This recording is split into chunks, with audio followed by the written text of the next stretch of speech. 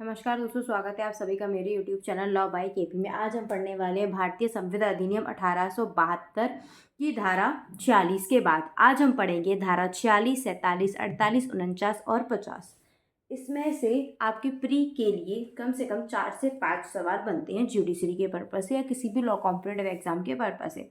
अगर हम बात करें मेंस के लिए तो हाँ, एक मेंस का सवाल भी जुडिशरी में बन सकता है, क्योंकि अगर हम लेंथ देखें तो इसकी लेंथ बहुत है। 46 से 50 तक जो सेक्शंस हैं इंडियन कॉन्ट्रैक्ट एक्ट के, उसकी लेंथ इतनी है कि वो आराम से आपके लिए 4 या 5 नंबर का मेंस का जुडिशरी में सवाल बना सकता है।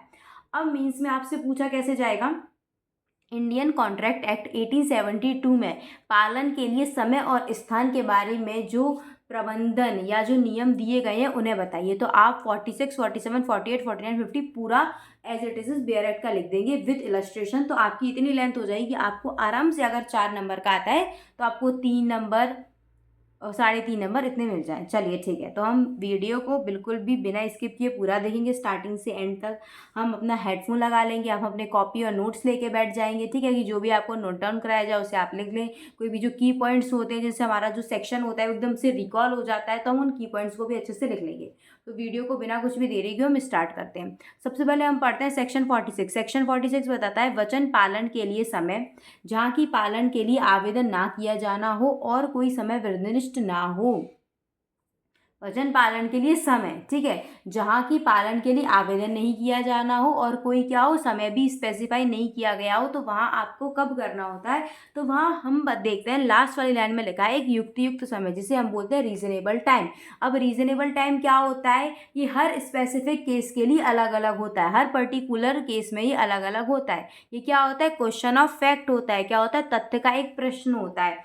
अब आप बात करें कि कोई एक व्यक्ति है, आप जानते हैं कि इस व्यक्ति मतलब ये गार्डन का काम करता है, इसमें शादी वगैरह होती है इसके गार्डन में, और वो बोले कि कल मेरे गार्डन में शादी है, आप फूल लेके आ जाना, और आप परसों लेके आए। भले ही उसमें टाइम, इसमें तो स्पेसिफाई कर दे, कई जगह टाइम स्पेसिफाई नहीं करे, पर एक अपना होता है ना कि हम एक अपने दिमाग से समझ सकते हैं कि हमें इतने टाइम तक तो दे के ही आना है ना। अब फॉर एग्जाम्पल कोई मंगाता है, सब्जी मंगाता है। अब आप जो सब्जी है, सब्जी आप समझ, वो सब्जी कब दे के आनी है, शाम तक दे के आनी है सब्जी। अब आप सब्जी को 10 दिन बाद दे के आओ तो कोई रीजनेबल टाइम नहीं है ना। कोई व्यक्ति खाना मंगा रहा है, आपने देखा होगा जोमेटो से आप खाना मंगाते हैं, डोमिनोज से, सॉरी, डोमिनोज आपको विद इन 30 मिनट्स में प्रोवाइड करता है। अगर विद इन 30 मिनट्स में आपको प्रोवाइड नहीं करता है तो आपको फ्री ऑफ कॉस्ट वो खाना मिलता है। क्यों मिलता है। और यहीं अगर आप फ्लिपकार्ट से कुछ ऑर्डर करते हैं तो फ्लिपकार्ट कम से आपका 5 से 6 दिन लेता है। क्यों फ्लिपकार्ट 5 से 6 दिन क्यों ले रहा है, डोमिनोज उतना कम क्यों ले रहा है। कहने को दोनों ही हमने चीज़ें ऑनलाइन की हैं, पर यहाँ क्या है, रीजनेबल टाइम है कि खाने की चीज़ अगर कोई व्यक्ति कर रहा है तो उसे ज़्यादा से ज़्यादा 1 से 2 घंटे में खाना चाहिए। और कोई व्यक्ति पहनने की चीज़ कर रहा है तो पहनने की चीज़ में आराम से अगर वो 4-5 दिन नहीं भी लेगा तो इतना कुछ जा नहीं रहा है।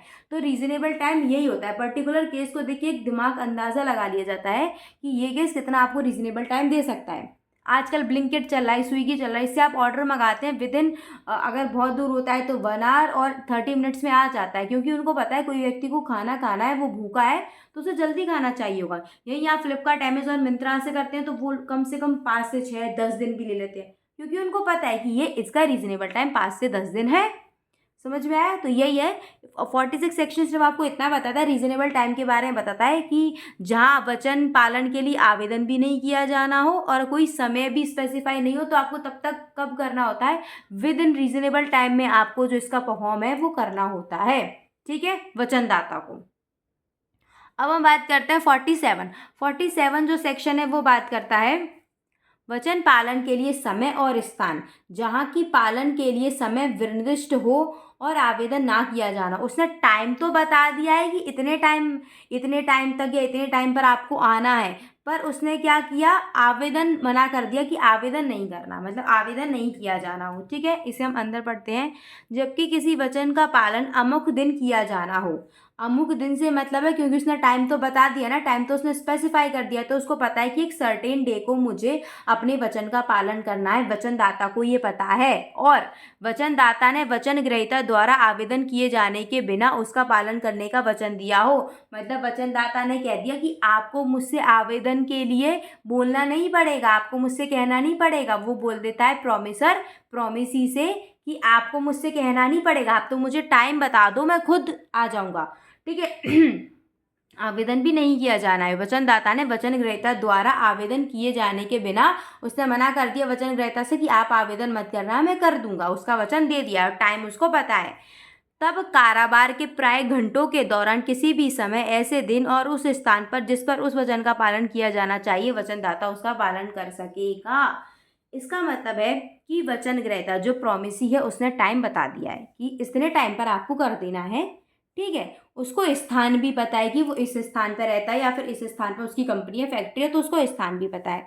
लेकिन यहाँ वचनदाता ने बोल दिया वचन ग्रहीता से कि आपको आवेदन करने की ज़रूरत से मतलब है आपको मुझे फ़ोन लगा के बोलना नहीं पड़ेगा कि आज आ जाओ, या आपको मुझे फ़ोन लगा के एक एप्लीकेशन नहीं देनी पड़ेगी। एप्लीकेशन से मतलब है फ़ोन भी द्वारा या किसी द्वारा आपको मुझे एप्लीकेशन नहीं देनी पड़ेगी कि आप आओ और पालन कर दो, मैं खुद ब खुद कर दूंगा। उसने जो लाइबिलिटी है ना वो प्रॉमिसर ने अपने शोल्डर्स पर ले ली है कि आप तो मुझे टाइम बता दो और प्लेस बता दो, मैं अपने आप कर दूंगा। ठीक है, इसका एक एग्जाम्पल भी है। का वचन देता है कि 1 जनवरी को खा के भंडार गृह में माल प्रदत्त करेगा।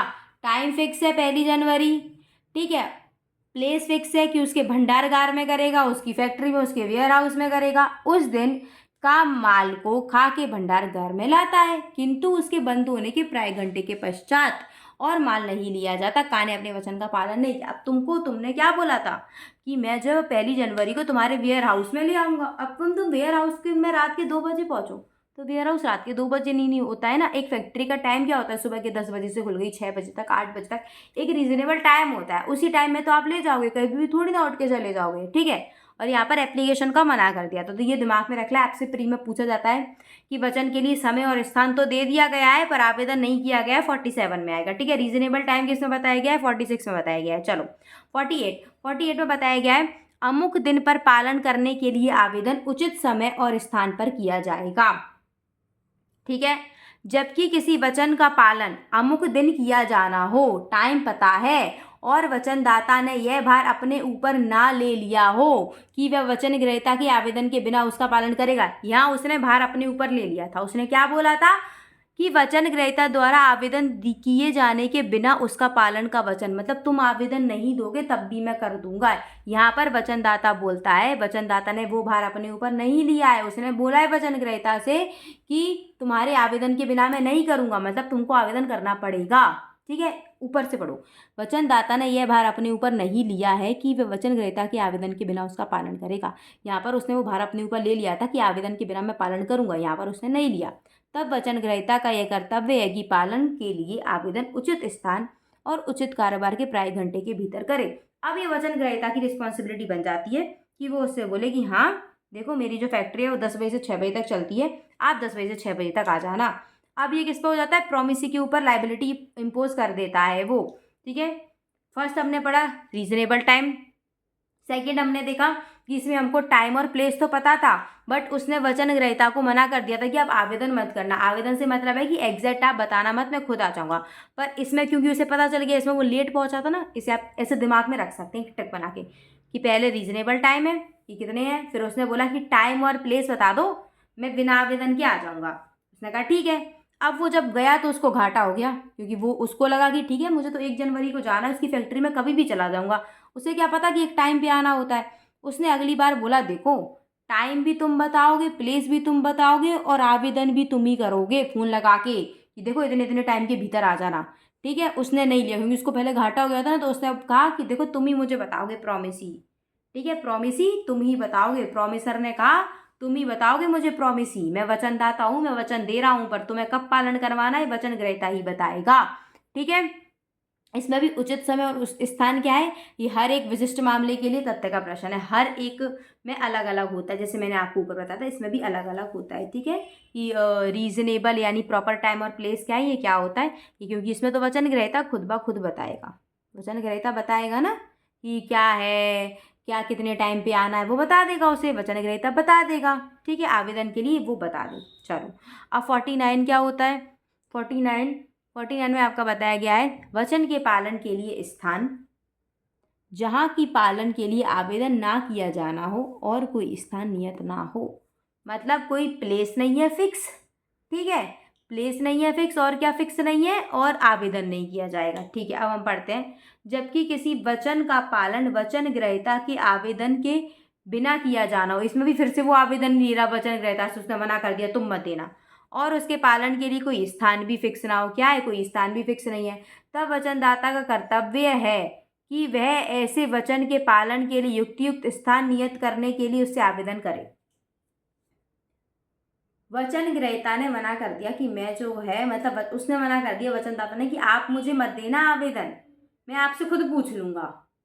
ठीक है, उसने तो कुछ भी डिसाइड नहीं किया, ना तो उनने टाइम डिसाइड किया, ना उनने प्लेस डिसाइड की, ना उनने ये कहा कि तुम मुझे आवेदन करके बताना। वचनदाता ने बोला कि मैं तुम्हें खुद फ़ोन लगा लूंगा, क्या कर लूंगा, मैं तुम्हें खुद फ़ोन लगा लूंगा कि कब करना है कब नहीं करना है, तुम मुझे बस बता देना। ठीक है, 49 सेक्शन में क्या हो रहा है कि वचन पालन के लिए स्थान भी नहीं बताया और आवेदन करने के लिए मना कर दिया। ठीक है, तो इसमें क्या हुआ कि वचनदाता ने ये नहीं बोला वचन ग्रहीता से, जो कि ये 48 में बोल रहा था कि तुम ही मुझे कॉल करके बताना।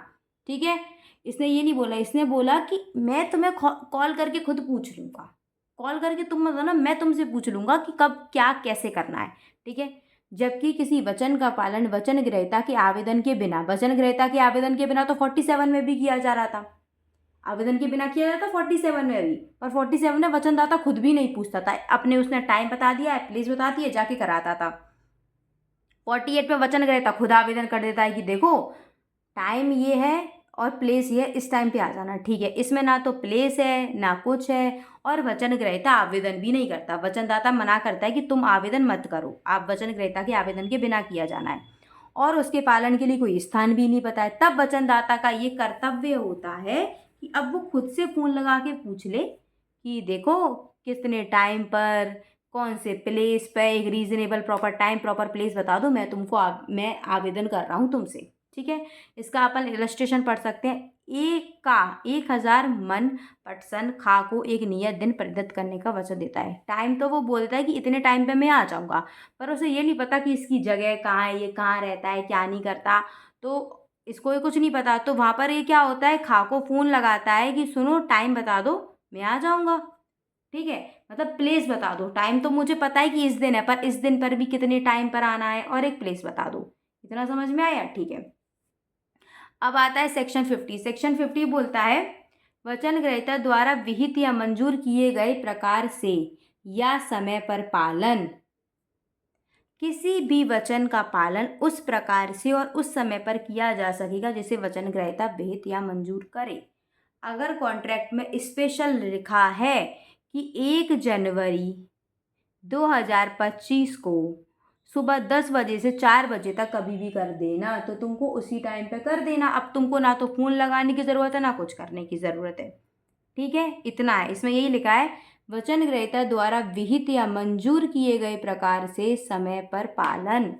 ठीक है, या तो उसने जिस प्रकार से कहा है उस प्रकार से कर दो, या फिर जो समय कॉन्ट्रैक्ट में लिखा है उससे कर दो, किसी से भी कर दो। किसी भी वचन का पालन उस प्रकार से और उस समय पर किया जा सकेगा जिसे वचन ग्रहीता विहित या मंजूर करे।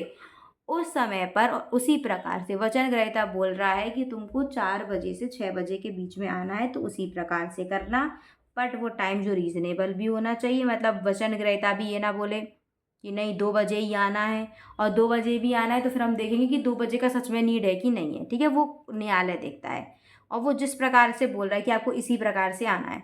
तो इतना आपके लिए जो जुडिशरी में मीन्स में 46 से 50 तक आपको पूरा लिखना है। प्री में आपसे 46 में पूछा जाएगा कि रीज़नेबल टाइम और रीज़नेबल क्या टाइम किस में बताया गया, तो आप 46 में बताएंगे, 46 में बताया गया है। 47 में क्या बताया गया है, वचन पालन के लिए समय और स्थान जहाँ की पालन के लिए समय निर्दिष्ट हो और आवेदन ना किया जाना हो। इसमें टाइम और प्लेस स्पेसिफाई हैं, बट आवेदन नहीं करेगा। कौन आवेदन नहीं करेगा? वचन ग्रहीता नहीं करेगा, वचनदाता उसके आवेदन के बिना जाएगा। 48 में क्योंकि अब उसे देखो उसने पहले घाटा हो गया, तो 48 में कहता है देखो चाहे टाइम और प्लेस तुमने बता दिया है पर फिर भी आवेदन तुम्हें करना पड़ेगा। ठीक है, ये वो अपने ऊपर नहीं रहता, बोलता है तुमको आवेदन करना पड़ेगा, जिस समय पर तुम आवेदन करोगे मैं दे दूंगा। 49 में क्या होता है कि उसको पता है कि इतने टाइम पर मुझे करना है। ठीक है, पर उसको स्थान नहीं पता कि कौन से स्थान पर करना है, तो वो उससे फ़ोन लगा के पूछेगा कि आपने टाइम तो बता दिया कि 1 जनवरी को करना था, पर वो तो बता दो कि मुझे कौन से स्थान पे करना है, स्थान तो बता दो, मुझे स्थान ही नहीं पता है। ठीक है, 47 में उसे समय स्थान दोनों पता थे, इसमें सिर्फ उसे समय पता है, स्थान नहीं पता, तो वो स्थान के लिए खुद फ़ोन लगाएगा। इसमें समय और स्थान फ़ोन थे, तो ना तो उसने फ़ोन लगाया, ना उसको बोला कि तुम मुझे बताना, तो उसे हानि हो गई। 48 में उसने बोला देखो समय स्थान सब पता है, पर फिर भी तुम मुझे बता देना, तो ये हो जाएगा।